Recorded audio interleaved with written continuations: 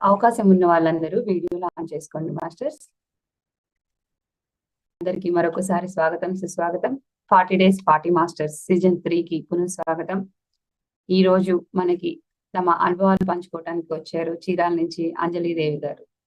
అంజలిదేవి గారు గత 18 సంవత్సరాల నుంచి ధ్యానం చేస్తూ, ధ్యాన ప్రచారం చేస్తూ ఎన్నో కార్యక్రమాల్లో విశేషంగా పంచుకుంటున్నారు.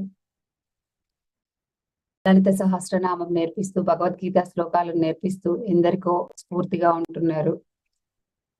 చిన్నప్పటి నుంచి అనేక మంది గురువులతో సాంగత్యంలో ఉంటూ ఒక గురువు దగ్గర నుంచి ఏం నేర్చుకోవాలి అన్నది నేర్చుకుంటూ, నేర్పిస్తూ విశేషంగా ధ్యాన ప్రచారం చేస్తున్నారు. శాకాహార ర్యాలీలు, పిరమిడ్ నిర్మాణాలలోనూ విశేషంగా కృషి చేస్తున్నారు. ఈరోజు అలాంటి మాస్టర్ యొక్క జ్ఞానాన్ని మనం అందుకుందాం. అంజలి మేడం, వెల్కమ్ అండి. వెల్కమ్.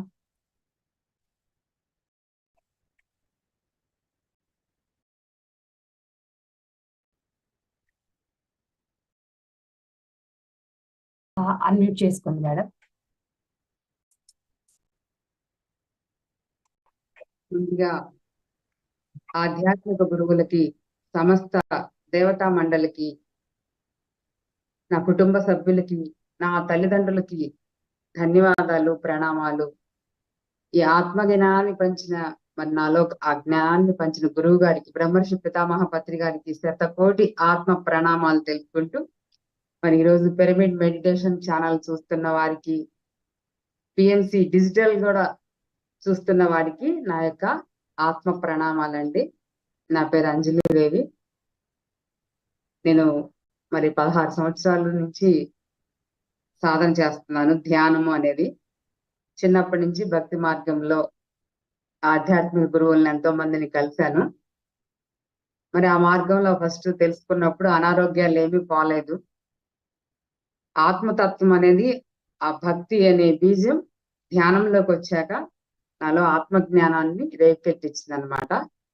ఆ జ్ఞానము ఎలా ఉండాలి మన జీవితంలో, ప్రాపంచిక జీవితంలో, మరి మనసులో మనం ఎలాంటి పెట్టుకుంటాము మాలిన్యాలని, అది ఎలా మనల్ని ఆడించిద్ది అనే ఒక చిన్న కిటుకుని తెలుసుకున్నాను ఈ ధ్యానంలో.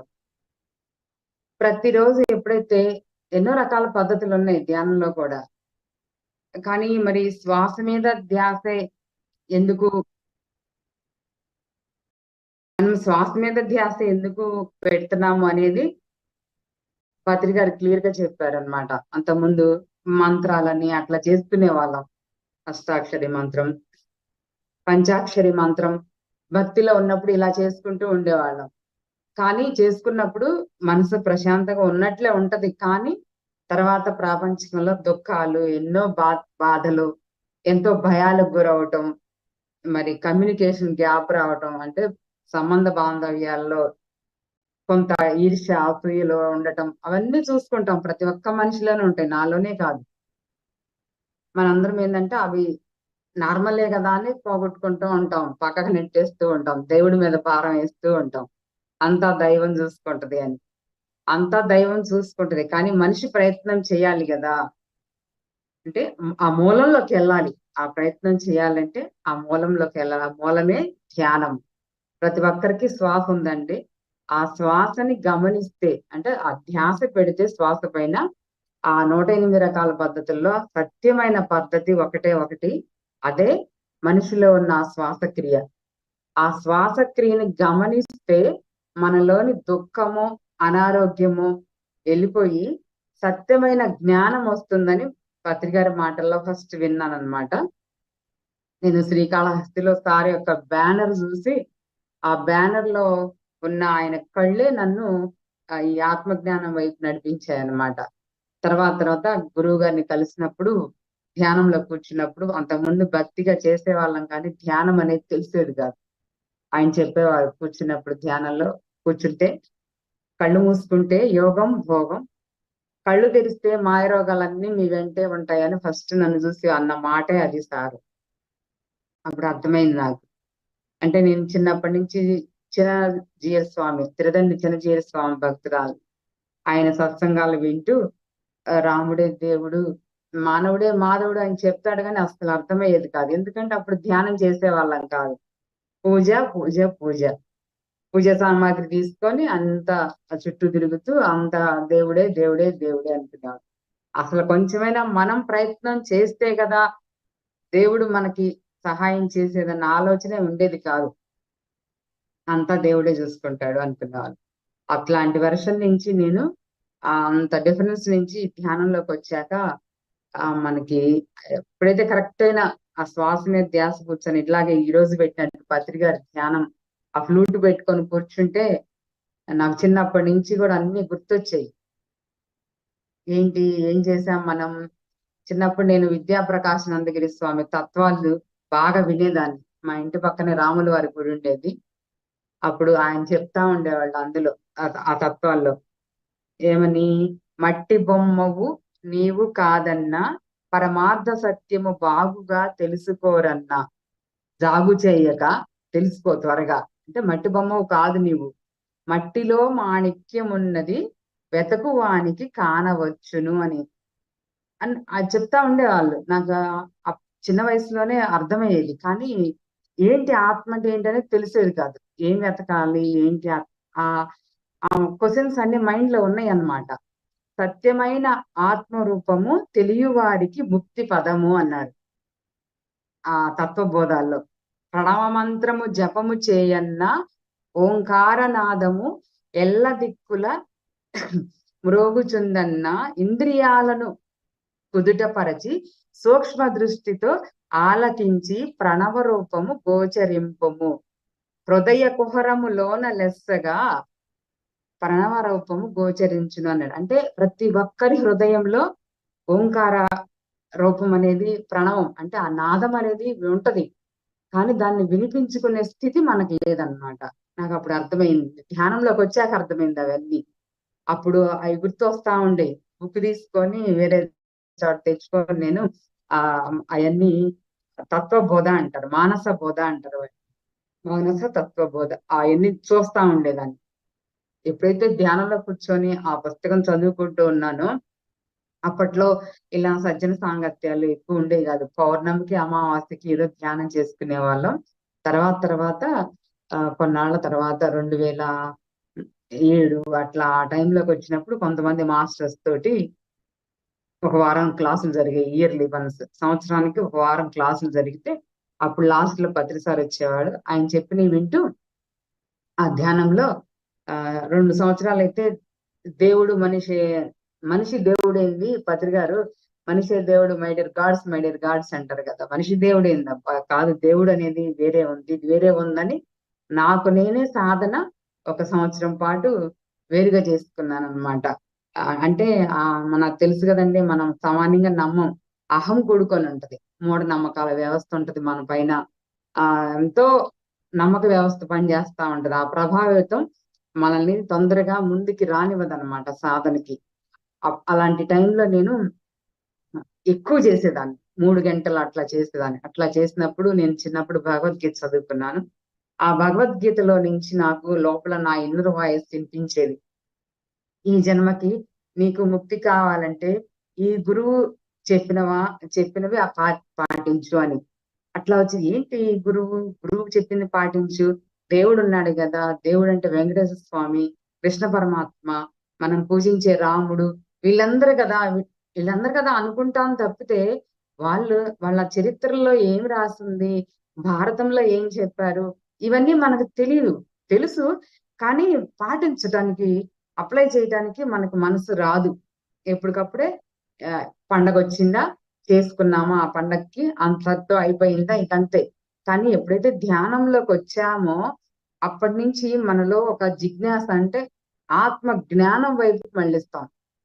ఆత్మశక్తి అనేది శ్వాస మీద ధ్యాస పెట్టి ధ్యానం చేస్తే సహజంగా ప్రతిరోజు చేస్తూ ఉంటే శక్తి వస్తుంది. ఆ శక్తికి తోడు ఏంటి సత్యం అనే ఒక క్వశ్చన్ రావాలి మనం ఏంటి అని. ఆ క్వశ్చన్ నాలో వచ్చేదనమాట. అప్పుడు నేను ఆ జ్ఞానం వైపు పయనించాను.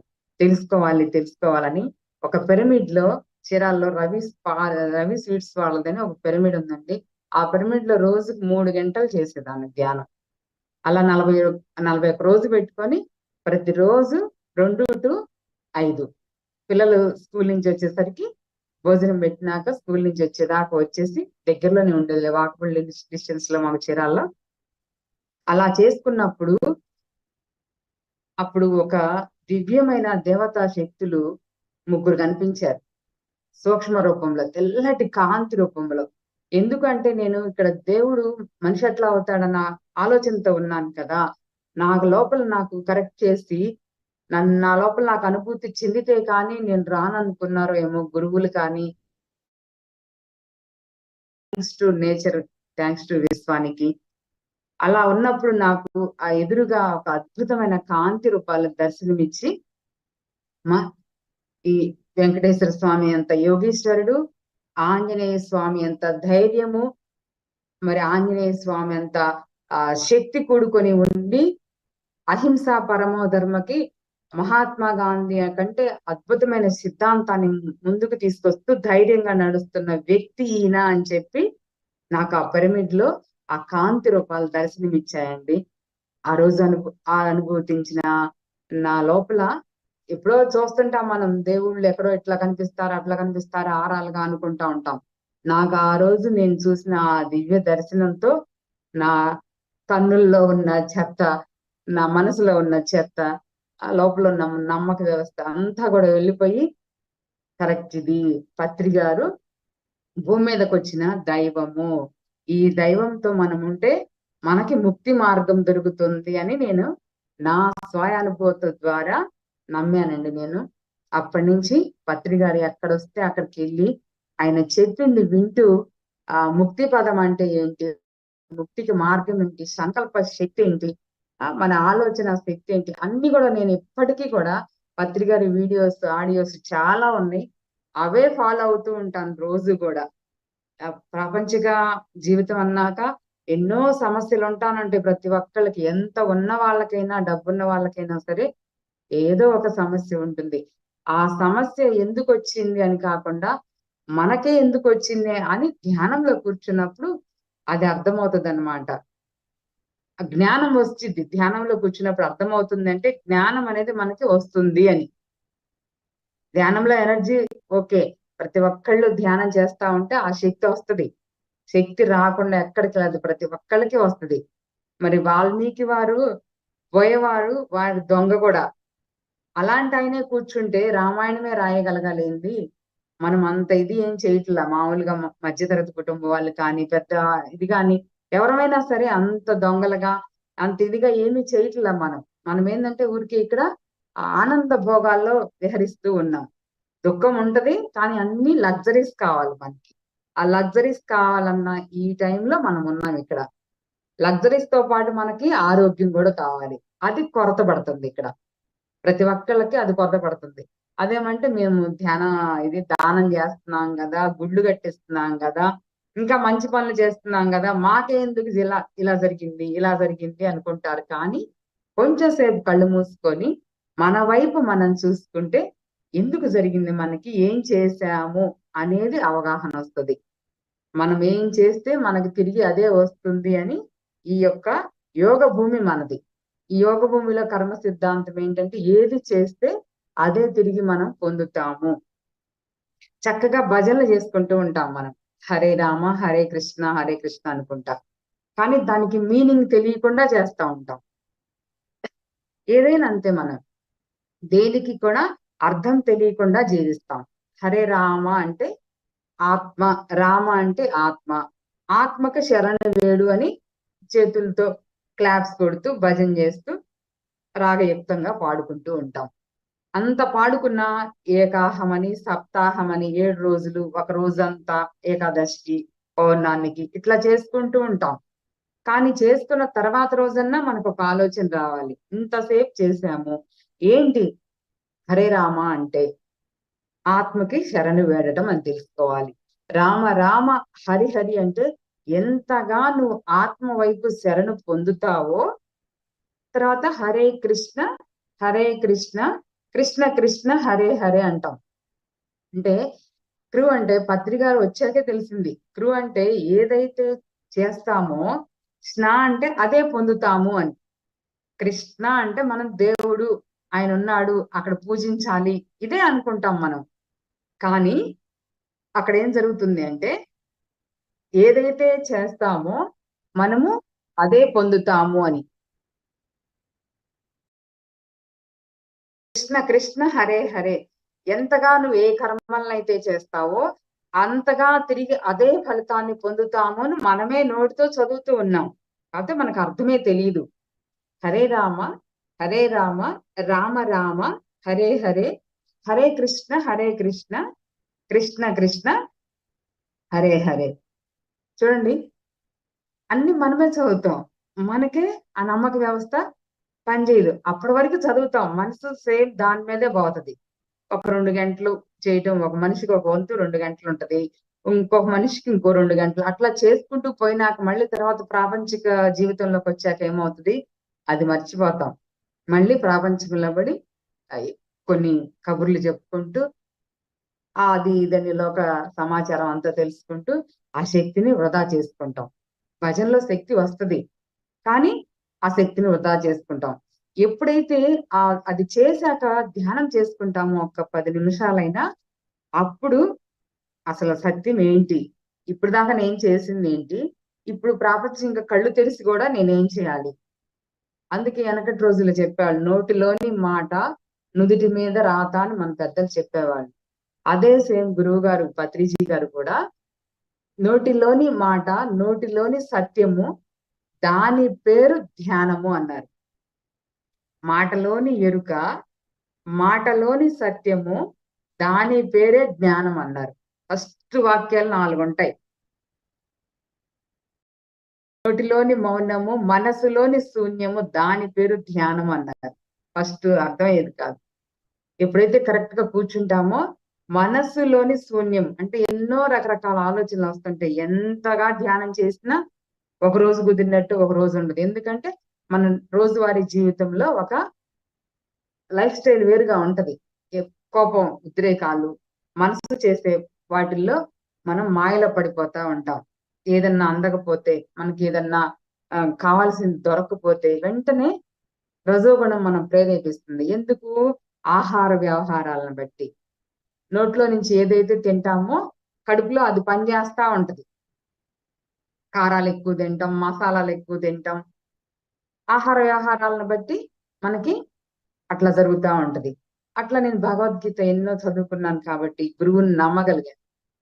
పత్రిగారిని నా స్వానుభవం ద్వారా నమ్మగలిగాను. అమ్మ బాబాయ్, కృష్ణ పరమాత్మ మనమున్నప్పుడు ఈ భూమి మీదకి వచ్చి నడయాడుతున్నాడు, అద్భుతమైన మహాగురువు, ఈయన్ని పట్టుకుంటే మనకి మోక్ష మార్గానికి దారి కనపడిద్ది అని.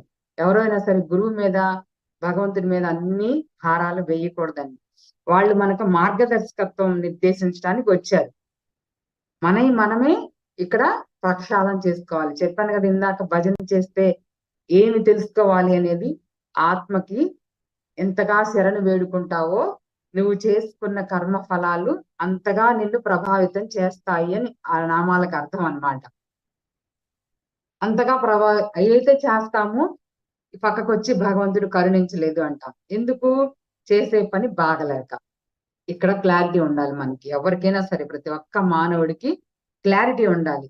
నేను ధ్యానం లేకముందు జీవస్వామి అన్ని మంచి మాటలే చెప్పేవాళ్ళు. మానవుడు మాధవుడు అవ్వాలంటే ఎలా అవుతాడనే దారి తెలియదు అక్కడ.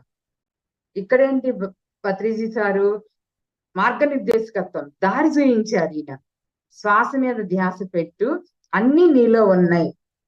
అంతకుముందు గౌతమ బుద్ధుడు చెప్పింది అదే, అప్పో దీపో భవ, నీ దీపాన్ని నీవు వెలిగించుకో.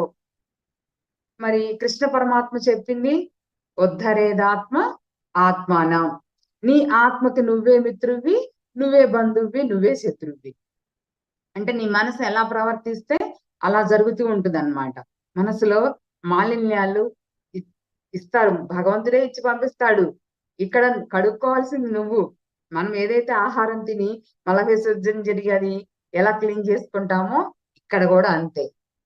మెదడుకి విజ్ఞానం అనే ఒక సబ్ కాన్షియస్ మైండ్, అంటే మన యొక్క ఆలోచన తరంగాల శక్తికి శ్వాస ఎంతో జ్ఞానవంతమైంది అనమాట. ఆ శ్వాస శక్తి ఎప్పుడైతే ఆ శ్వాసను గమనిస్తామో మనలో విజ్ఞానం అయిపోసం అని ఒకటి ఉంటది ప్రతి ఒక్కరికి. అది విప్పార్చుకోవాలి. పువ్వు విచ్చుకుంది అంటే ఎంత సంతోషంగా ఉంటామో, మనలో కూడా విజ్ఞానమయ మనం ఏం చేస్తామంటే పూజలు చేస్తాం. కృష్ణ పరమాత్మ ఒకటి చెప్తారండి. అన్ని చెప్పినాక అన్ని అధ్యాయాలు ధ్యానం మంచిదే, ఆత్మ సంయమనం చేయటం అది మంచిదే, జ్ఞానయోగం మంచిదే, మరి నువ్వు కూర్చున్నప్పుడు పూజ భక్తి మంచిది అన్ని అన్నాక ఉత్తర గీతలో మరి 52వ శ్లోకం 4వ అధ్యాయంలో 52వ శ్లోకంలో చెప్తాడు, పూజా కోటి సమం స్తోత్రం, స్తోత్ర కోటి సమం జపః, జపకోటి సమం ధ్యానం, ధ్యాన కోటి సమోలయ అంటారు. ఏంటి అసలు దానికి అర్థమయ్యేది కాదు. తర్వాత ఈ ధ్యానంలోకి వచ్చాక ఒక్కొక్క మాస్టర్ వచ్చి చెప్తా ఉంటే అనిపించింది అనమాట. అంటే పూజా కోటి నిజంగా మామూలుగా చదివినా అర్థం అవుతుంది ఎవరికైనా సరే. మనం ఏంటంటే అది అర్థం చేసుకునే అవగాహనగా ఆలోచించం కాబట్టి మనకు అర్థం అవుతుంది. పూజా కోటి సమం స్తోత్రం అంటే ఎన్ని రోజులు నువ్వు పూజ చేసినా, అంటే 1,000,000 రోజులు పూజ చేసినా ఒక స్తోత్రం చదివితే సమానం అన్నారు అక్కడ. ఈజీగా అర్థం అవుతుంది. దీనికి ఏం వేదాలు చదవక్కర్లా, మరి మనమేం బ్రాహ్మణం అవ్వాల్సిన పనిలే. అంతకుముందు బ్రాహ్మలు అంటే నిజంగా పుట్టుకతో పుట్టిన బ్రాహ్మలు అనుకుంటాం. ఎప్పుడైతే పత్రికారు వచ్చాక అర్థం అవుతుండేది, బ్రహ్మ జ్ఞానాన్ని తెలుసుకున్న వాడే బ్రాహ్మణుడు అని చెప్పారు ఆయన. బ్రహ్మ జ్ఞానం అంటే ఏంటి? బ్రహ్మ సృష్టించిన నీవు నీ లోపల ఉన్న జ్ఞానం పోవాలి. ఎప్పుడైతే ఆ జ్ఞానం తెలుసుకుంటేనే నువ్వు బ్రాహ్మణుడివి అన్నారు. ఎంత అద్భుతం చూడండి. మనం ఏమనుకుంటాం, బ్రాహ్మణులు ఉత్తమ జాతిలో పుట్టారు, వాళ్ళు ఉత్తములు, దేవుడు దగ్గర అవుతారు అని అనుకుంటాం ఫస్ట్ నుంచి. అంత నమ్మక వ్యవస్థ, మూఢనమ్మక వ్యవస్థ నుంచి అంత బలంగా పేరుకుపోయి ఉన్నాం మనం. ఆ నమ్మక వ్యవస్థలో నుంచి బయటకు వచ్చి ఎప్పుడైతే ఆ శ్వాసని గమనిస్తామో అప్పుడు ఆ శ్వాసలో దైవం ఉంది. ఆ దైవం శ్వాస ఎక్కడుంది? నీ లోపల ఉంది. కాబట్టి నువ్వే దైవానివి అని తెలుసుకుంటావు. అది తెలుసుకోవటం కోసమే మనం చేయాలండి. ప్రతి ఒక్కళ్ళం అదే. ఆ 1,000,000 పూజలు చేస్తే ఒక స్తోత్రం సమానం. స్తోత్రం అంటే ఏంటి? విష్ణు సహస్రనామంలో స్తోత్రం ఉంటది కదా, లాస్ట్ లో అయిపోయాక శ్రీరామ రామ రామేతి రమే రామే మనోరమే సహస్ర నామ తత్తుల్యం రామనామ వరానని అని ఉంటది. ఎప్పుడైతే శ్రీరామ అని అది చదువుతామో ఎన్నిసార్లు చదివినట్టు పుణ్యం వస్తుంది. 1000 సార్లు చదివినంత పుణ్యం వస్తుంది అనుకుంటాం. ఒక 2 or 3 times చదివితే చాలు. వస్తుందా అండి అందరికి? వస్తుందా అనుకుంటే రాదు. ఆత్మకి శరణ పొందితే వస్తుందని అక్కడ కూడా చెప్తున్నాడు. శ్రీరామ అంటే నువ్వు సత్యవంతమైన ఆత్మగా, శ్రీరామ రామ రమేతి, రమ ఇతి అంటే ఆత్మని ఆత్మలతో సహా, శ్రీరామ రామ రమేతి రమే రామే మనోరమే, ఆత్మని ఎంతగా మనసుతో రంజింప చేస్తావో, మనోరమే అంటే మనసుతో కలపాలి, ఆత్మతో మనసుని కలపాలి, ఆత్మ దగ్గరికి చేర్చాలి మనసుని. లేకపోతే విడిగా ఉంటే తిరుగుతా ఉంటది. ఇట్లా చేస్తున్నా కామ్గా కూర్చున్నా కూడా ఎక్కడికో పోతుంటది. మనోదృశ్యం అదే. మనసే ఎక్కువ శరీరంలో పనిచేస్తుంటది. దాన్ని ఎప్పుడైతే కట్టడి చేస్తామో, కట్టడి చేయాలంటే ఇక్కడ ఏమి తాళ్ళు లేవు, ఏమి లేదు. ఒక శక్తితో, దైవ శక్తితో కట్టడి చేయాలి దాన్ని. ఒక పాజిటివ్ శక్తితో కట్టడి చేయాలి. పాజిటివ్ అంటే ఒక సంబంధ బాంధవ్యమైన ఆలోచనలతోటి, ఒక మంచి ఆహ్లాదకరమైన వాక్కులతోటి ఎప్పటికప్పుడే దాన్ని గైడెన్స్ ఇచ్చుకుంటూ ఉండాలి. అదే మనల్ని ఇంతగా ప్రభావితం చేసేది. ఈర్ష్య, అరిషడ్ వర్గాలు, ఈర్ష్య, అసూయ, ద్వేషం, ఇంకా కొన్ని మామూలుగా ప్రాపంచిక లేడీస్ కి తెలుసు. ఈ జీవితంలో, రోజువారీ జీవితంలో జరిగే వాటిలో ఎంత మనం అసూయలో ఉంటున్నాం, ఎంత మనం ఈ అరిషడ్ వర్గాల్ని తొలగించుకోవడానికి ప్రయత్నం చేస్తున్నామని. అది విడిగా చేసి ఎన్ని పూజలు చేసినా, మరి మీరు ఎన్ని గుడులు తిరిగినా అది కరగదు మన లోపల నుంచి. ఎందుకంటే ఒక బండరాయి లాగా ఉంటుంది. ఆ బండరాయికి శిల అనే ఒక అతను ఆ శిలని ఉల్లి పెట్టి చెక్కి దైవం లాగా తయారు చేసి బయట అక్కడ చూపిస్తే మనం ఆకర్షిస్తూ ఉన్నామో అదే శిల రూపంలో ఉన్న నీకు నీవు ఆ మనసుతో పాటు లోపలికి వెళ్ళి చెక్కుకుంటూ ఉంటే నీలోని అసలైన ఆత్మరూపం, అసలైన అందం, మరి అసలైన ఆ దైవ శక్తి ఏంటనేది మనకు తెలుసుకోవాలి. దేవుడి దగ్గరికి వెళ్ళి ప్రశాంతంగా ఉండి ఆ గర్భగుడిలో పెట్టిన దేవుళ్ళో ఎంతో చైతన్యం ఉంటున్నప్పుడు మనం ప్రతిష్ఠించిన ఈ మానవ రూపానికి ఎందుకు ఉండదు ఆ శక్తి అనేది నాకు ఆలోచన వచ్చింది. దేవుడు ఉన్నాడు. ఎలా ఉన్నాడు? రాయిలో ఒక మానవుడు, ఎంతో మంది మానవులు ప్రాణశక్తిని ప్రతిష్ఠింప చేసి అక్కడ ఈ రాముడు ఉన్నాడు, ఈ కృష్ణుడు ఉన్నాడు మనమే చెప్పుకుంటూ అక్కడ ప్రతిష్ఠింప చేసుకుంటున్నాం. మరి ఆ దేవుడు పుట్టించాడు మనల్ని. పుట్టించాడా లేదా అండి? 5 నెలలు తల్లి గర్భంలో ఉన్నాకే కదా ఆయన ఆయుష్ పోశాడు అనుకుంటాం. ఆ ఆయుష్ అంటే ఏంటి? ప్రాణమే కదా. ఆ ప్రాణమే శ్వాస. ఈ శ్వాసని గమనిస్తే ఆ శ్వాసే ప్రాణం, శ్వాసే దైవం కూడా. ఆ దైవమే ఆత్మ. ఇక్కడ చెప్పింది ఏంటి? రామ రామ రమేతి రమే రామే మనోరమే. ఎప్పుడైతే ఆత్మను సత్యవంతమైన జ్ఞానం వైపు తిప్పాలంటే మనసుని ఆత్మ వైపు తిప్పుకోవాలి ఎప్పుడు కూడా. సహస్ర నామ తత్తుల్యం అంటే ఎన్నో సహస్రనామాలు నువ్వు చదివినా, ఎన్ని స్తోత్రాలు చదివినా, ఎన్ని వేదాలు చదివినా కూడా నీ పరిపూర్ణత అనేది నీ లోపలికి వెళ్తేనే వస్తుంది. తత్తుల్యం అంటే కొనలేని సంపద నీ ఆత్మ వైపు ఉంది అని.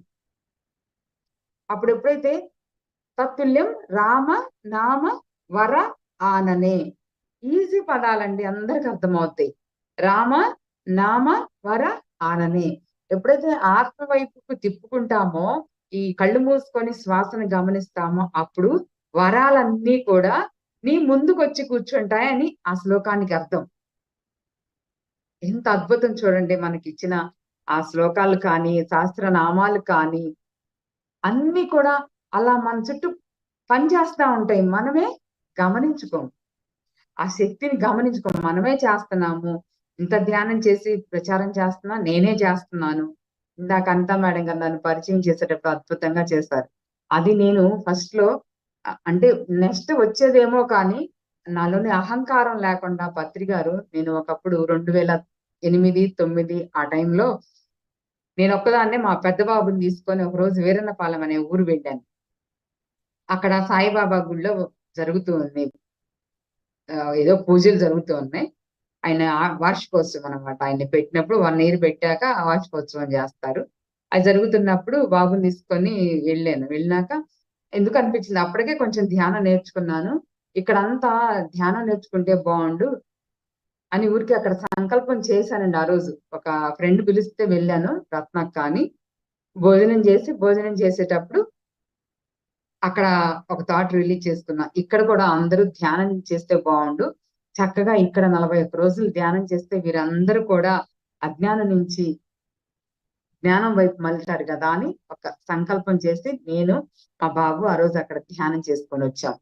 వచ్చినాక ఆ రోజే అక్కడ పెద్దలతోటి మాట్లాడొచ్చా, ఏమండి పూజలే కాదు, పూజకి మించినది ఒకటి ఉంది, అద్భుతమైన ఆధ్యాత్మిక సంపద.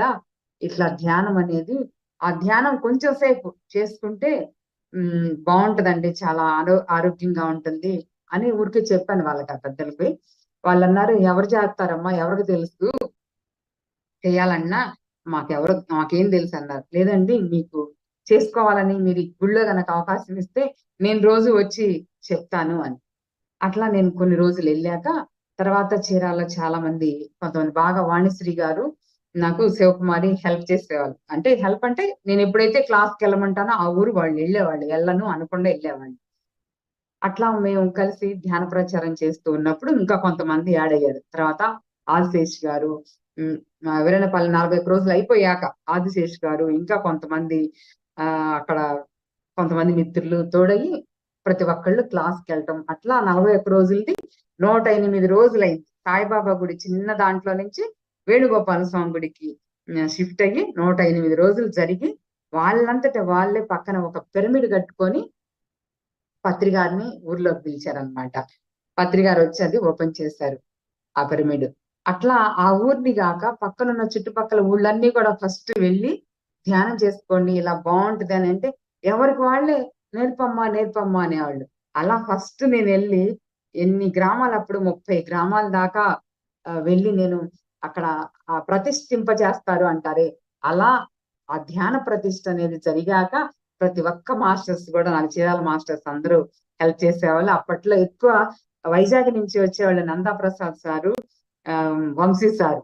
వీళ్ళిద్దరూ కూడా మరి పల్లెటూళ్ళలో ఉన్న ప్రజల్ని ఆకట్టాలంటే వాళ్ళు ఎంత శక్తి ఉందంటే మరి గురువు గారు వాళ్ళు గురువు గారు పక్కన తిరగటం, వాళ్ళు గురువు గారితో అంత ఇదిగా మాట్లాడటం, ఆ శక్తి వాళ్ళు తెలుసుకున్న జ్ఞానం అంతా కూడా వాళ్ళని 3 గంటలైనా కూడా లేచేవాళ్ళు కాదు వాళ్ళు.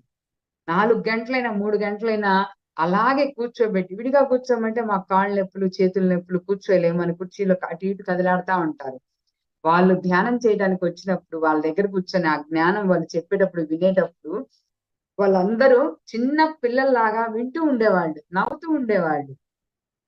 అప్పుడు అనిపించింది నాకు వంశీ సార్ చెప్పేటప్పుడు, ఓ భగవద్గీత ఇలా చెప్పొచ్చా, ఇంత నాటకీయంగా ఆ మనుషుల్లోకి చక్కగా సరళంగా. ఇప్పుడు నేను ఎలా అయితే నాకు ధ్యానంలోకి వచ్చాక ఈ రామనామం అనే మెసేజ్ వచ్చిందో వాళ్ళు అప్పట్లోనే భగవద్గీత గురించి ఏంటిది దైవాసుర సంపద్ విభాగ యోగము అనే దాని గురించి కొంచెం పిల్లల్ని నుంచోబెట్టి నాటకంలో ఎలా చేస్తామో వీళ్ళు దైవులు ఇతను అసురుడు అని చెప్పి ఒక పోలికగా చెప్తూ ఉండేవాళ్ళు. అంటే ఎక్కడో లేడు, దైవము మనలోనే ఉంది, అసురత్వము మనలోనే ఉంది. అట్లా అవన్నీ కూడా నేను చెప్పిస్తున్నా అనుకునేదాన్ని కానీ నేనే చాలా నేర్చుకున్నాను. అసలు ఆ క్లాసుల ద్వారా నేను ఎంతో నేర్చుకున్నాను. భగవద్గీత అంతా కూడా నాకు అప్పుడు అర్థమవుతూ ఉండేది. చిన్నప్పుడే 708 శ్లోకాలు మా అమ్మ నేర్పించిందండి.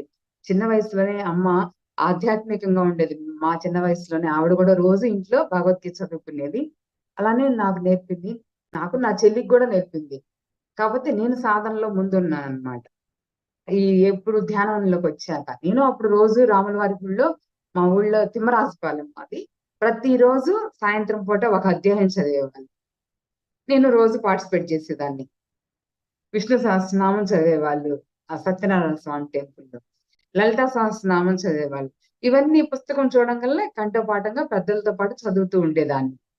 ఎప్పుడైతే అప్పుడు చిన్న వయసులో చదివిన ఆ శ్లోకాలు ఆ నామాలు ఈ వయసుకు వచ్చాక అర్థం చేసుకోవడానికి అందులోని మీనింగ్, అందులో మెసేజ్, కృష్ణమూర్తి ఏం చెప్పాడు, అమ్మ ఏం చెప్పింది అనేది ఈజీగా అర్థమవుతూ ఉంటుంది. చదివింది ఏది వృధా పోదు. అందుకే ఏం చదువుతున్నామో మనం ఏం చదివాము అనేది ఈ ధ్యానం చేస్తే ప్రతి ఒక్కళ్ళకి అర్థమవుతుంది. ఇదేం పెద్ద బ్రహ్మ విద్య కాదు, బ్రహ్మ జ్ఞానాన్ని తెలుసుకునే విద్య ఇది. ప్రతి ఒక్కళ్ళు దీనికి అర్హులే. అలా నేను ధ్యాన ప్రచారం చేసేటప్పుడు అన్ని ఊళ్ళల్లో అలా చేశాక లాస్ట్ లో పత్రి సార్ వచ్చారు. పత్రి సార్ వచ్చినప్పుడు కూడా ఆశీష్ గారు హెల్ప్ చేశారు బాగా ఆయన రావటానికి కానీ, సార్ ఊళ్ళోకి రావటానికి కానీ. ఈ లోపు ఏమవుతుందంటే ప్రతి పౌర్ణమికి మాకు చీరాల్లో శ్రీనివాసరావు సార్ ధ్యానం పెట్టేవాళ్ళు. ఏ పౌర్ణమైనా సరే నేనేమి కోరుకునేదాన్ని కాదు, కోరికలనే కోరుకునేదాన్ని కాదు. అందరూ పేపర్ మీద రాసుకొని అక్కడ ఒక డబ్బా పెట్టి డబ్బాలో వేయండి అనేవాళ్ళు సార్. అట్లా ఒక 2 సార్లు చూసాక మూడోసారి ఏంటి మేడం మీరేమి రాయట్లేదు, రాయండి ఒకటి ఏదో ఒకటి రాయండి అంటే, ఏముంటాయి సార్ కోరికలు అన్ని ఆయన చూసుకుంటాడు అంటే. నేను జీఎస్ స్వామి సత్సంగాలు వినేటప్పుడు ఏంటంటే భగవంతుడిని ఏ కోరిక కోరకూడదు అనేది ఒకటి నా మైండ్ లో పడింది. అన్ని ఆయనే చూసుకుంటాడు, ఇచ్చాడు కదా దేహాన్ని ఇచ్చాడు, అన్ని ఇచ్చాడు, అన్ని ఆయనే చూసుకుంటాడు, చూస్తా ఉండటమే అనేది ఒకటి అలవాటు అయిపోయింది. అట్లా అక్కడ కూడా అట్లా కూర్చునేదాన్ని. అప్పుడు ఆయన రాసిన ఆయనే పాపం తెచ్చి పేపర్ పెన్ ఇచ్చారు. అప్పుడు నేను అనుకున్నాను, నేను పుట్టిన ఊరికి పత్రిక రావాలి అని ఆ రోజు అది రాసి చేశాను అనమాట. చూడండి, మనిషి ఎప్పుడైతే ధ్యానం చేస్తాడో ఆ నోట్లోని మాట అద్భుతంగా నెరవేరుతుంది అనమాట. అందుకే ధ్యానం చేస్తున్నాం అని మొదలు పెట్టాక మాట కరెక్ట్ గా ఉండాలి. అది రాశానో లేదో వెంటనే 2011, 2010 ఆ టైంలో అనుకుంటా, ఆ మధ్యలో నేను ఈ ఊళ్ళన్నీ ధ్యాన ప్రచారం చేశాననగా అందరూ చాలా వరకు పిరమిడ్లు కూడా కట్టుకున్నారు. ఒకటి బోడవాడ అనే ఒక ఊర్లో, వీరన్నపాలెంలో, పర్చూరు, జాగర్లమూడి ఇట్లా అందరు పిరమిడ్లు కట్టుకున్నారు. ఒక విజిట్ గా సార్ వచ్చినప్పుడు ఇట్లా అన్ని పిరమిడ్లు ఓపెన్ చేయాలి అని అనుకున్నారు. ఆ శేషు గారు సార్ని తీసుకొచ్చారు. అప్పుడు కూడా చాలా మంది వచ్చారు. ఆ పిరమిడ్లన్నీ అనేక ఒక రోజు అంతకు ముందు పర్చూరు వచ్చారు సార్. ఇంత గ్రామాలకు ధ్యానం చెప్పాం కదా, పత్రి గారిని చూడాలి అన్నప్పుడు పర్చూరులో 7 రోజులు సప్తాహం పెట్టి ఆ 7 రోజులు మాస్టర్స్ ని పిలిచినాక 7వ రోజు పత్రి గారిని పిలిచినప్పుడు అసలు ఆ చుట్టుపక్కల ఊళ్ళల్లో ఎంత మంది వచ్చారనండి, దాదాపు 3,500 మంది దాకా వచ్చారు. కుర్చీలు వేసిన ముందల ప్లేస్ లేడీస్ అందరు కింద కూర్చున్నారు, జెంట్స్ కూర్చున్న ఆ వెనక స్కూల్ గ్రౌండ్ అన్నమాట పర్చూరులో. వెనక ఎంత మంది నిలబడ్డారంటే ఆ రోజు పౌర్ణమి కూడా అనుకుంటా, సంథింగ్ ర్యాలీ కూడా జరిగింది, శాకాహార ర్యాలీ. అంటే మనిషి ఏం తినాలి ఏం తినకూడదు అనే ఒక అవగాహన అన్నమాట. ఆ అవగాహనతో అక్కడ ర్యాలీ చేసినాక గ్రౌండ్ లో సారు ఒక అద్భుతమైన సబ్జెక్ట్ చెప్పడానికి వచ్చారు. అక్కడ ఉన్నప్పుడు 4 లేడీస్ ని ఆయన స్టేజ్ మీద కూర్చోబెట్టారు. అందులో నేను కూడా ఉన్నాను అనమాట. నేను ఆ పత్రికారి పక్కన కూర్చోగానే కింద మా అమ్మ ఆనందంతో అప్పుడు సంతోషంతో చప్పట్లు కొడతా ఉంది. అంతకుముందు అంతానేం ధ్యాన ప్రచారం చేసేటప్పుడు నీకేం వచ్చింది, దేవుడు మనిషి అని అంటున్నావు, ధ్యానం చేసుకోమంటున్నావు, పూజలు వద్దంటున్నావు, ఇన్ని అంటా ఉండి గోలగోలగా చేస్తా ఉండేది. అలాంటి ఆవిడ పత్రికారిని చూసినాక పత్రికారు మాట్లాడమని మైక్ ఇచ్చినప్పుడు నాకు అప్పుడు అనిపించింది, ఈయన ఆధ్యాత్మిక స్పిరిచువల్ సైంటిస్ట్, ఈయన మామూలు ఆయన కాదు, ఆధ్యాత్మిక గురువు. ఎప్పుడైతే ఈ విజ్ఞానాన్ని ఛేదించడానికి అందరిలో ప్రవేశపెట్టడానికి వచ్చిన ఒక మహా గురువు అని చెప్తున్నాను అనమాట. చెప్పినప్పుడు పత్రికారు అలాగే చూస్తున్నారు. ఆ రోజు మా ఊరు వచ్చారనమాట, ముందల సింహరాజుపాలెం వచ్చినప్పుడు గుడికి తీసుకెళ్లాను. గుడికి తీసుకెళ్ళినప్పుడు నేను ఈ రాముల వారి గుడిలోనే సార్ ఇట్లా నేర్చుకున్నాను, భగవద్గీత అవి చదివేదాన్ని, ఇక్కడే నామం కూడా చేశాను. ఇలా అన్నప్పుడు సార్ నా కళ్ళలోకి చూసి, మేడం నేను ఇదే రాముల వారి గుడిలోనే ఎన్లైటన్మెంట్ పొందాను, అంటే ఇక్కడ నువ్వు గొప్ప కాదు అన్నది నాకు అక్కడ అర్థమైంది అనమాట. అంటే మనం ఎలా అయితే సత్యమైన గురువుని పట్టుకుంటామో సత్యమైన జ్ఞానం మనలో రగిలిద్ది అనమాట, ఆ ప్రవేశం జరుగుతుంటది. అప్పుడు అనుకున్నా నేను, ఓహో ఎందరో ఉంటారు, కాకపోతే కొంతమంది ఈ సాధన ద్వారా బయటకు వస్తారు అనుకున్నా. నేను రాముల వారి గుడిలోనే ఎన్లైటన్మెంట్ పొందాను మేడం అన్నారు. సరే ఓకే. ఇన్ని జరిగినాక అంత అయిపోయాక పర్చూర్లో అది సభ అయిపోయాక మళ్ళీ చీరాల్లో మేము ఉంటాం అనమాట. చీరాల్లో మా ఇంటికి వచ్చేస్తారు. మా ఇంటికి వచ్చినప్పుడు అంత అంటే దేవుడు ఎలా ఉంటాడు అసలు చూస్తే గాని మనం నమ్మం అనే దానికి ఇన్ని రోజులు దాదాపు 2-3 సంవత్సరాలు ధ్యాన ప్రచారం చేసి ఇట్లా అందరికి చెప్పి ఉన్నాం కదా. ఇంటికి వచ్చాక ఆయన బెడ్ మీద పనుకొని సాక్షాత్ విష్ణుమూర్తి ఎలా అయితే ఆ నిజరూప దర్శనం ఇస్తారో, అక్కడ ఒక అమ్మాయి భద్రాచలం అమ్మాయి పేరు మర్చిపోయాను, పాటలు పాడుతా ఉంటుంది, అన్నమయ్య కీర్తనలు. తను బాగా మా ఇంటికి వచ్చింది ఆ రోజు. ఆ అమ్మాయి కూడా పాటలు పాడుతా ఉంది, ఆయనేమో ఆ దర్శనం ఇస్తున్నారు. చూడండి, ఒక మనిషి గురువు రూపంలో భూమి మీదకి వస్తాడు, ఆ గురువే దైవంగా మారతాడు, ఆ ట్రాన్స్ఫర్మేషన్ జరుగుతుంది, వాళ్ళలో అంత శక్తి ఉంది అని తెలుసుకున్నాను నేను ఆ రోజు. సాక్షాత్ పరమాత్మ స్వరూపం లాగా ఆయన వెలుగు రూపంతో ఆ పొనుకోవటం అలాగే పొనుకున్నారు, దర్శనం అలాగే ఇచ్చారనమాట. అలాగే చూస్తూ తన్మయత్వంతో ఉండిపోతే నేను వెంటనే ఆయన ఎరుగుతో, చాలు మేడం ఇంకా చాలు చూసింది అని అన్నారు. అక్కడ అబద్ధం కాలా, అంటే చూసే వాళ్ళకి చూడబడేది కనపడుతుంది అనే నిదర్శనం అక్కడ. ఎంత అద్భుతం, ఆత్మానుభవం, ఎంత ఆనందం. గురువే దైవంగా మారిన క్షణం నేను చూశాను అన్నమాట. కొంతసేపు ఉన్నాక నన్ను ఉండమనలేదుగా అని వెళ్ళిపోయారు సారు. ఎందుకంటే మేము అప్పుడు రెంట్ హౌస్ లో ఉండేవాళ్ళం, బాత్రూమ్ అది కంజెస్టెడ్ గా ఉండేది కాదు. ఏసీ ఉన్నా సార్ పనుకుంటే ఇంకొంతమంది ఉంటే పనుకోవటానికి వీలుండేది కాదు, బెడ్రూమ్ ఒకటే.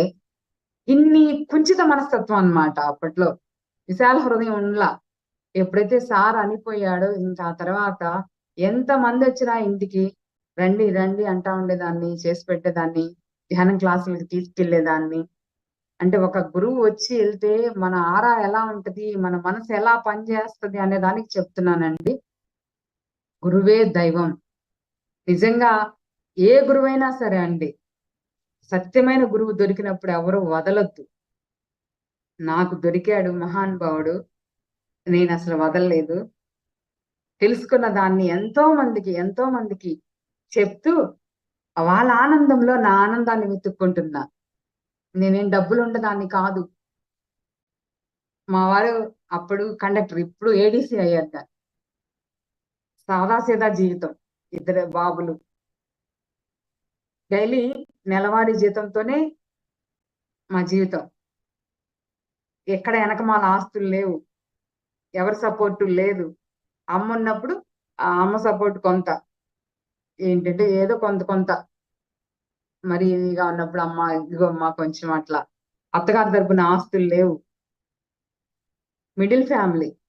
అలా ఉండి కూడా నేను మా వారు పాస్ రాయించేవాళ్ళు. అంటే ఆర్టీసీ బస్సులో ఫ్రీ పాస్ రాయించితే ఆ పాస్ ఉన్న ఆ 2 నెలలు విపరీతంగా అన్ని ఊళ్ళు తిరిగేదాన్ని. ఎక్కడికి వెళ్ళినా సరే ధ్యానం ధ్యానం ధ్యానం ధ్యానం. నాలో అంత ఆసక్తి అన్నమాట ధ్యానం గురించి. ఎందుకంటే నేను పొందాను. నేను ఒక అనారోగ్యం నుంచి, విముక్తి నుంచి బయటపడ్డాను తెలియకుండానే. బాగా ఎలర్జీ ఉండేది. ఆ ఎలర్జీ ఎన్ని హాస్పిటల్స్ చేసినా తిరిగిట నాకు తగ్గలా. నేను ఎప్పుడైతే ధ్యానంలోకి వచ్చి పత్రికాన్ని ఫస్ట్ టైం లో చూశానో నాకు దాని నుంచి నేను బయటపడ్డాను. అది బయటపడ్డప్పుడు, అది ఉన్నప్పుడు నేను చచ్చిపోదాం అనుకున్నాను. కదుళ్ళు గట్టి స్కిన్ మీద అందంగా ఉన్నప్పుడు అందవిహీనంగా తయారైతే ఎలా ఉంటుంది, నేను ఎలా బయటకు వెళ్ళాలి, నా మొహం ఎలా చేయించాలి, ఇట్లా ఉంటుంది, అంత కందులుగా జిలబడుతుంది, గీక్కుంటే ఎలా బయటకు వెళ్ళాలి, ఇలా ఆలోచన అంతా కుంచితంగా ఉండి చచ్చిపోదాం అనుకున్నాను. ఆ చచ్చిపోదాం అనుకున్నప్పుడే ఆ దోష నివారణ పూజ చేస్తే కాళహస్తిలో అంతా బాగుంటదని చెప్పి అమ్మ తీసుకెళ్తే అక్కడ కనిపించారు సార్ బ్యానర్ పైన. చూడండి, ఆయన ఎలా అయితే గురువు దైవం లాగా నాకు సాక్షాత్కరింప చేశాడో, నేను కూడా మరుజన్మ పొందాను ఆయన చూపుతోటి. అంతకుముందు లైఫ్ అంతా వేరే, అసలు అంతా వేరే. ధ్యానంలోకి వచ్చాక లైఫ్ అంతా వేరే. ఆనందం, ఏది చేసినా ఎందుకు చేస్తున్నాను అన్న ఆ జ్ఞానం అర్థమవుతుండేది. అంత ఆనందం. ఈ ఆనందాన్ని పంచాలి పంచాలి. ధ్యాన ప్రచారం చేస్తే అప్పట్లో ఒకటి అనేవాళ్ళు అందరూ, ఇంకా కొండంత శక్తిని పొందుతారు. ఆంజనేయ స్వామి ఎలా అయితే కొండని తీసుకొచ్చి అనారోగ్యాల అదే సంజీవని ఔషధి అంటారు, లక్ష్మణుడు మోచిల్లతే తెచ్చాడు అని. ఎట్లయితే అనారోగ్య ఔషధి ఉందో అలాంటి ఔషధిని మనం కూడా పొందాలి. పొందాను కాబట్టి నేను అందరికీ చెప్పాలి చెప్పాలి, చెప్తే ఇంకా అనంతంగా పొందుతాను అనే ఒక స్వార్థమే అనుకోవచ్చు. అట్లా చెప్తూ ఉండేదాన్ని. ఆ పాస్ తీసుకొని ప్రతి ఒక్క ఊరు తర్వాత మాకు కూడా ఆర్థికంగా ఎంతో బాగుంది. పిల్లలకి మంచిగా చదువుకున్నారు, వాళ్ళ వాళ్ళ జీవనం వాళ్ళు కొనసాగిస్తున్నారు. మాకు మేము సపరేట్ గా హ్యాపీ లైఫ్, హ్యాపీ ఫ్యామిలీ. ఎందుకంటే తెలుసుకున్నాం తత్వాన్ని. ఆ తత్వం తెలుసుకున్నప్పుడు ఆ స్తోత్రం కాదు, స్తోత్రకోటి సమం జపహ, జపం కూడా చేశాను నేను కొన్నాళ్ళు. అంటే రుద్రాక్షలు తీసుకొని జపం అంటారు కదండి, ఓం నమో నారాయణాయ మనసులో తలుచుకుంటూ ఒక్కొక్క రుద్రాక్ష పక్కకు పెట్టడం. దాన్ని అప్పుడు చేసినప్పుడు కూడా నేనేమి ఏమంటారు ఆత్మానందం పొందలే. జపం చేస్తున్నా ఆ కొంచెం సేపే, మళ్ళీ లేచాక మళ్ళీ మామూలుగానే ఉంటుంది జీవితం. మామూలుగానే మాట్లాడుకోవటం, మామూలుగానే చూపు మారలా, నోటి మాట మారలా. అని అంటారు కదా, దృష్టి నిలపనేని దేవుడు దిగివచ్చు, దృష్టి నిలపనేల నష్టపడుచు, దృష్టిలోనే సర్వ సృష్టి పుష్టమౌను, కాళికాంబ హంస కాళికాంబ అన్నారు వీరబ్రహ్మేంద్ర స్వామి.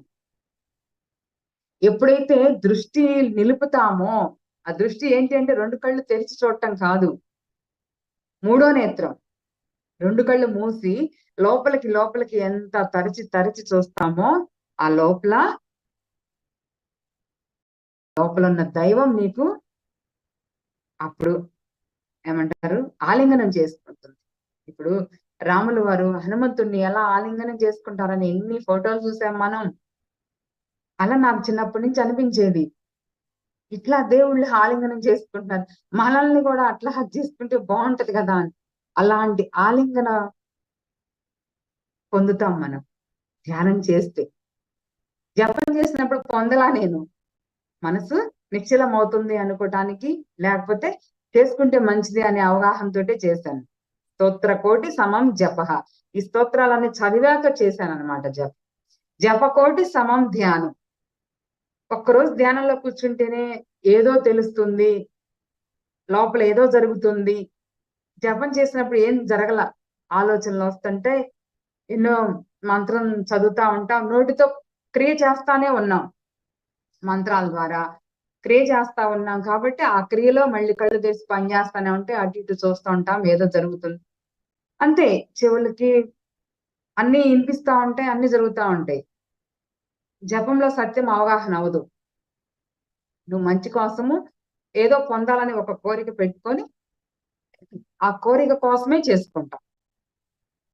జపకోటి సమం ధ్యానం ఇక్కడ వస్తది, ఆత్మతో కలిసి ఉండడం అంటే. కొన్ని కోట్ల జపాలు చేశాక ఏదో ఒక రోజు స్థితి మౌనంగా కూర్చుందామని వస్తుంది అందరికి, అదే ధ్యానం. ఎప్పుడైతే ఆ ధ్యానంలో కూర్చున్నప్పుడు అబ్జర్వేషన్ చేసుకుంటూ ఉంటావో అక్కడ నీ కర్మలకి విముక్తి లభిస్తుంది. మంచి చేస్తే ఆ పుణ్యం పెరుగుతూ ఉంటుంది, చెడు చేస్తే అది తగ్గుతూ ఉంటుంది. అనారోగ్యం ద్వారా, అజ్ఞానం ద్వారా, చుట్టుపక్కల ఉండే ఆ సమాజం యొక్క వాతావరణం ద్వారా తగ్గుతూ ఉంటది మనకి. తర్వాత ధ్యాన కోటి సమోలయ. ధ్యానం చేస్తున్నాం కదా అని వెంటనే ఏమి అందరికి అవగాహన అవదు. సిద్ధులు ఉంటాయి కొన్ని, మంత్ర సిద్ధి వస్తది, వాక్ సిద్ధి వస్తది, సంకల్ప శక్తి సిద్ధి వస్తది, అన్ని వస్తూ ఉంటాయి. వీటిని కూడా గమనించుకుంటూ వెళ్ళాలండి. లయం అవటం అంటే ఇది కూడా నేను కాదు, ఇది కూడా నేను కాదు. ఎందుకని చెప్తున్నానంటే నేను కాదు అనేది, నేను చెప్పాను కదండి, గతం 30 గ్రామాల దాకా నేను ధ్యాన ప్రచారం చేసినప్పుడు ఇంటికి వచ్చినప్పుడు సార్ ముందు ఆయనకి తెలుసు, గురువు దగ్గర నుంచున్నామంటే వాళ్ళు మన బాడీని స్కాన్ చేస్తారు, లోపల ఏ స్థితిలో ఉంది, ఎలాంటి అహంకార స్థితిలో ఉంది, ఇది ఏది తొలగిస్తే వీళ్ళు డెవలప్ అవుతారు అనేది గురువు సమక్షంలోనే జరుగుతుందండి. అలాంటి అద్భుతమైన గురువు సమక్షంలో నేను నడయాడాను. నా తల్లిదండ్రులకి నిజంగా నా హృదయపూర్వక ప్రణామాలు తెలుపుకుంటున్నాను. ఎందుకంటే నేను చేశాను అక్కడ ధ్యాన ప్రచారము, నా వల్లే జరిగింది, నా తర్వాత నా ఫ్రెండ్స్ అందరూ నాకు హెల్ప్ చేశారు అని ఉంటది, బయటికి చెప్పలేకపోయినా ఆ నమ్మకాన్ని, ఆ లోపల ఉన్న అంత గూడు కట్టిన ఆహాన్ని పత్రి గారు ఒక్కసారిగా నా కళ్ళు చూసి ఇంట్లో నుంచి వెళ్ళిపోయేటప్పుడు అన్నారు, ఇదంతా నా కళ మేడం అన్నారు. ఆ రోజు జరిగింది అంతకుముందు నుంచి. వెంటనే అర్థం చేసుకునే శక్తి కూడా ఆయన ఇస్తాడు కాబట్టి ఆయన ఒక మాటతో చెప్పి వెళ్ళిపోయాడు, ఇదంతా నా కళ మేడం అన్నారు. ఇంకా అప్పుడు నేను ఇప్పుడే ఈ రోజు జూమ్ క్లాస్ లోనే చెప్తున్నాను, నేను ప్రచారం చేసింది ఫస్ట్ నేనే అని, ఇంతవరకు ఎక్కడ చెప్పలా. ఎందుకంటే ఒక మధ్యతరగతి కుటుంబంలో పుట్టిన ఒక ఆడవాళ్ళైనా సరే ఎంత శక్తి ఉంటది ధ్యానం చేస్తే, ఏదైనా చేయగలము అనే ఒక స్టెబిలిటీ, ఒక ధైర్యము, ఒక శక్తి వస్తుందని చెప్పి దీని ద్వారా ఎవరో ఒకరు ఇన్స్పైర్ అవుతారని చెప్పి ఈరోజు చెప్తున్నాను అనమాట. ఇది నా కళ మేడం అన్నారు సార్. చూడండి, ఆయన ప్రేరణతోటే జరిగిందంతా. ఎప్పుడైతే నువ్వు ధ్యానం చేస్తూ ఉంటావో దైవ ప్రేరణ ఆటోమేటిక్ గా జరుగుతూ ఉంటుంది. నిజంగా నువ్వు సత్యం దారిలో ప్రయాణిస్తే అనుకుంటే అప్పుడు మార్గనిర్దేశకత్వం వాళ్ళు ఆటోమేటిక్ గా చూపిస్తారు. ఇంకా దానికోసం నువ్వు వెంపర్లాడక్కర్లా ఇక్కడ. ఇప్పుడు అదే విధంగా లలిత సహస్రనామంలో కూడా అమ్మవారు చెప్తుంది, ఒక సెకండ్ అండి, రససేవది 152 శ్లోకం 153 శ్లోకంలో చెప్తారు పుష్టి అంటే ఏంటి, రససేవది అంటే ఏంటి అని. మనం పుష్టి అనుకుంటే ఏమనుకుంటామండి, ఆహారం తింటేనే పుష్టిగా ఉంటాము. పుష్టిగా తినాలంటే చెప్తున్నారు కదా, విటమిన్ బి, విటమిన్ 12 ఇలా తినాలి, ఆ ఆహారం తినాలి, ఈ ఆహారం తినాలి, అందులో చాలా బలం ఉంటది, ఇలా చెప్తారు. ఇక్కడికి వచ్చినప్పుడు పత్రి గారు ఏమనేవాడు, ప్రాణాయామం, ప్రత్యాహారం, నిత్యానిత్య వివేక విచారం అనేవాళ్ళు. ఆయన ఆహారంతో సంబంధం లేదంటారు. ఆకలైనప్పుడు చక్కగా ఫ్రెష్ గా చేసుకొని తినండి, ఫ్రెష్ గా ఆలోచనలతో ఉండండి. నేను నేర్చుకుంది ఏంటంటే వర్తమానంలో ఉండటం. గతం వస్తుంటది, తలుచుకుంటాము, జోగ్గా ఏదోటి అనుకుంటా ఉంటాం, కానీ జీవించటం మాత్రం ఈ క్షణంలో జీవిస్తూ ఉండటం నేర్చుకున్నాను నేను ఫస్ట్ ధ్యానంలోకి వచ్చాక. అది ఒక పెద్ద గిఫ్ట్ అండి. ఏది ఎన్ని జరిగినా వర్తమానంలో జీవించడం ఒక పెద్ద గిఫ్ట్, మనకు బహుమానం. వర్తమానమే బహుమానం అన్నారు. రససేవది అంటే నవరసముల జ్ఞానం కలది అని ఇక్కడ అమ్మవారి లలితలో ఉంటదన్నమాట. నవరస జ్ఞానము కలది. ఏంటి ఈ నవరసాలు? ఈ ఆనందంలో గడపాలి అంటే, రసజ్ఞత అంటే ఆనందంలో గడపాలి అని. ఏంటి రసము, ఏంటి రసజ్ఞత? రససేవది అంటే ఏంటి అంటే ఆనంద రస పూర్ణమైంది అని. కొంతమంది ఊరికే ఒక నగ దొరికితే ఆనందం, నవ్వుతా ఉంటాం, గొప్పగా నవ్వుతా ఉంటాం ఒక నగ దొరికితే. ఒక బెడ్ లేదా మనకు ఒక ఇల్లు, ఇదే ఆనందం అనుకుంటాం. మరి అన్ని ఉన్నా కూడా మళ్ళీ ఎందుకు అసంతృప్తిగా ఉంటున్నారు అంటే, ఇక్కడ హృదయం ఆనందంగా లేదు, హృదయం వికసించలా. అది ఇక్కడ అమ్మవారు చెప్తుందన్నమాట. పుష్టి అంటే విశ్వశక్తిని తీసుకుంటే నువ్వు పుష్టిగా ఉంటావు. ఎన్ని లేకపోయినా కూడా నువ్వు ఆ యొక్క ఆనంద రసంలో మునుగుతావు అని. విశ్వశక్తులు అంటే కాస్మిక్ ఎనర్జీ. అదే గంగామాత యొక్క నిత్య ప్రవాహం మనిషిలో. నువ్వు తెలిసినా తెలియకపోయినా నిద్రలో శక్తి వస్తుంది, లేచాక ఆహారం తీసుకునేటప్పుడు శక్తి వస్తుంది. కానీ పుష్టి అంటే ఎటువంటి అనారోగ్యం లేకుండా, అజ్ఞానంతో ఇదిగా ఉండకుండా ఉండేది పుష్టి అని ఇక్కడ అమ్మవారు. ఆత్మ యొక్క శక్తితో అంటే విశ్వశక్తి వచ్చినప్పుడే నీ శరీరం అంతా పుష్టిగా ఉంటుంది. దానికి జ్ఞానం కావాలి. రసజ్ఞ అంటే ఆ రసం యొక్క జ్ఞానం కావాలి అంటే మూలంలోకి వెళ్ళాలి. మూలం ఏంటి? నువ్వు ఆత్మవే. తల్లి గర్భంలో ఉన్నప్పుడు ఆత్మగా నిన్ను దైవం పంపిస్తుంది గర్భంలోకి. అదే లోపల పెరిగి బయటకు వచ్చాక ఇంత ఆకారం, రోజు రోజుకి శరీరం పెరుగుతూ, రోజు రోజుకి ఆకారం పెరుగుతూ జీవిస్తున్నాం అన్నట్టుంటది. ఎప్పుడైతే ధ్యానం అనే సత్యం తెలుస్తుందో అప్పుడు ఆ శ్వాస మీద ధ్యాస పెట్టి కూర్చున్నప్పుడు మనకి దైవశక్తి మొదలవుతుంది. మనలో ఆల్రెడీ దైవం ఉన్నాడు, మనం ఇప్పుడు దాకా గమనించుకోలా.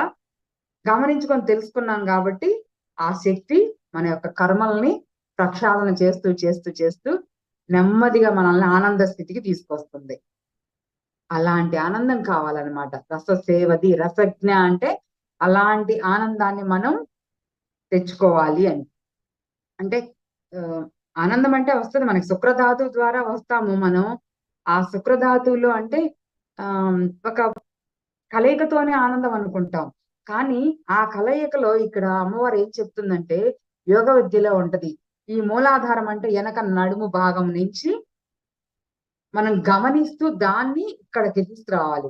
ధ్యానంలో కూర్చున్నప్పుడు కొన్ని కొన్ని కర్మలు త్వరగా ప్రక్షాళన జరగాలనుకున్నప్పుడు యోగ విద్యలో ఉంటదన్నమాట ఇది.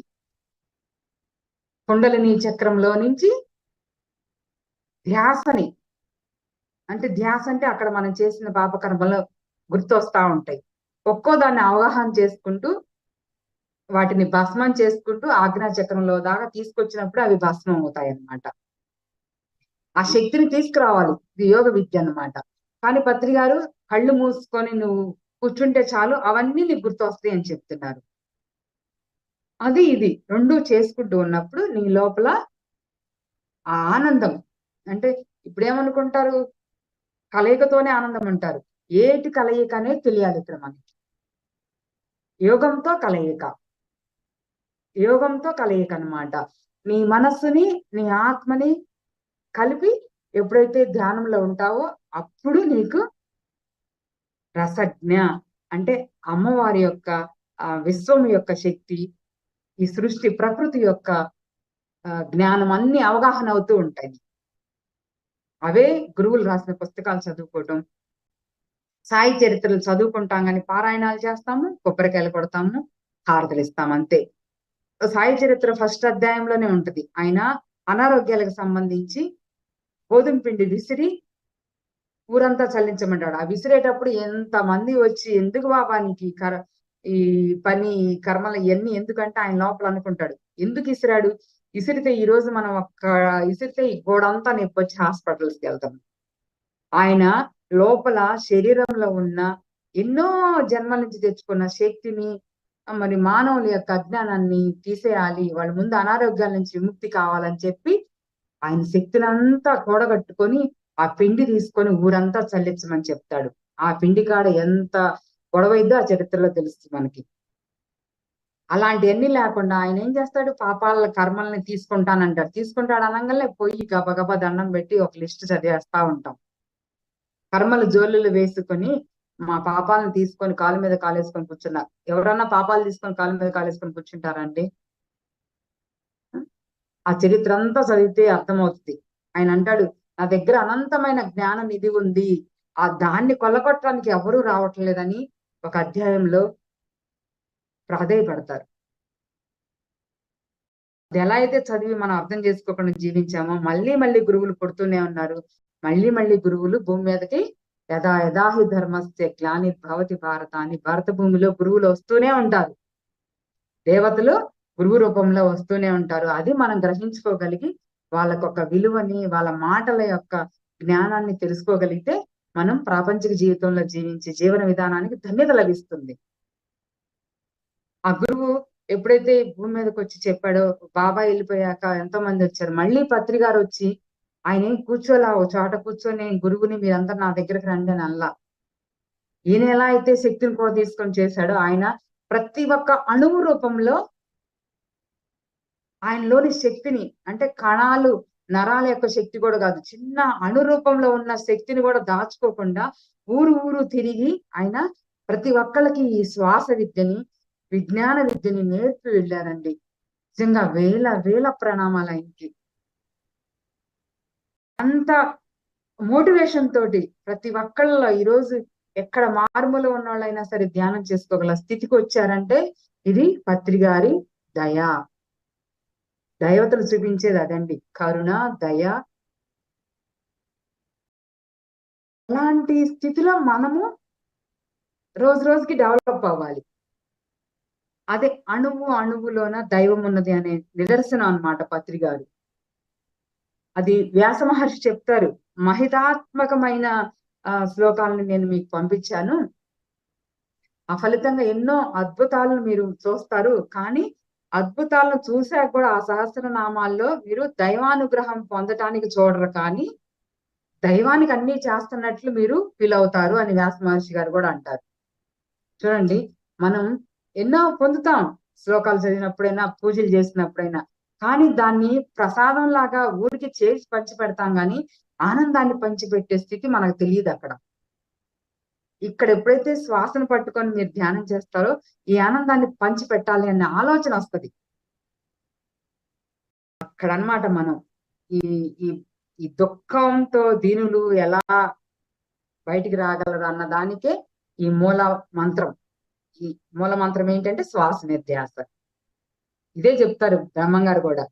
సూత్రమెరిగి వెలుగు చూడగా చూడగా పాపజాలమెల్ల రూపుమాయు. సూత్రమెరిగి వెలుగు చూడగా చూడగా పాపజాలమెల్ల రూపుమాయు. పూర్వజన్మ కర్మ బూడిదైపోవు కాళికాంబ హంస కాళికాంబ అన్నారు. ఎప్పుడైతే శ్వాస నిర్ధ్యాస ధ్యానంతో చేస్తూ ఉంటామో మన లోపల ఎన్నో పాపాలు ప్రక్షాళన జరుగుతాయి. ఈ పాపాలే కాక ఇంకా వదలకుండా చేస్తూ ఉంటే పూర్వ జన్మల్లో, అంటే మనం తెలుసు ఏం పూర్వజన్మ ఉందిరా అంటారు కొంతమంది. మనం ఏదైనా బాగలేనప్పుడు అంటే ఏమనుకుంటామండి, ఏ జన్మలో చేసుకున్నామరా బాబా ఇప్పుడు పీడిస్తుంది, ఇప్పుడే కాదు అనుకుంటాం. పూర్వజన్మ కృతం పాపం వ్యాధి రూపేణ పీడ్యతే అన్నారు. ఆ జన్మల్లో చేసినవి కూడా మన వెంట వస్తాయి. కాబట్టి ఇక్కడ ఎప్పుడైతే ఈ సూత్రం తెలుసుకొని చేస్తూ ఆ వెలుగును దర్శిస్తూ ఉంటామో పూర్వజన్మలు కూడా కాలి బూడిదైపోతాయి. కాళికాంబ హంస కాళికాంబ అంటే ఆది శక్తి అంత శ్వాసలో మనకు అంత ఉందన్నమాట. ఒక ఆదిశక్తికి ఉన్నంత శక్తి ప్రతి ఒక్కరి శ్వాసలో ఉంది. హంస అంటే శ్వాస, ఆ శ్వాసలో ఉందని అద్భుతంగా తెలియజెప్పారండి. ఎప్పటి నుంచో వీర బ్రహ్మం గారు, వేమన గారు, మరి గౌతమ బుద్ధుడు గారు వచ్చి చెప్పారు. ఈ రోజు పత్రి గారు వచ్చి చెప్తే కానీ అందరిలో అంతటి అజ్ఞానం మనం చేయలేకపోయాము. ఓకే మాస్టర్స్, ఈ అవకాశాన్ని నాకు ఇచ్చినందుకు చక్కగా అవగాహన చేసుకోండి మీరందరూ ఈ మెసేజ్ల్ని.